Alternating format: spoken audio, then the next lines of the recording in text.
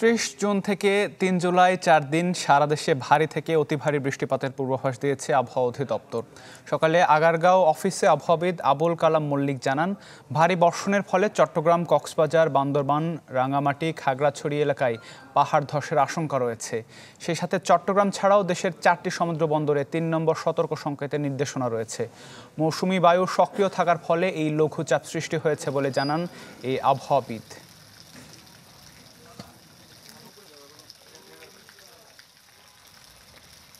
বে অফ বেঙ্গলে যদি কোনো সিস্টেম তৈরি হয়, একে বলা হয় ট্রানজিয়েন্ট সিস্টেম বা ক্ষণস্থায়ী সিস্টেম, যেমন লঘুচাপ, সুস্পষ্ট লঘুচাপ, নিম্নচাপ অথবা গভীর নিম্নচাপ।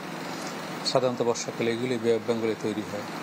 এইসব সিস্টেম যখন উপকূল অতিক্রম করে তখন বাংলাদেশে ব্যাপক বৃষ্টিপাত হয় এবং বৃষ্টিপাতের তীব্রতাও বৃদ্ধি পায়।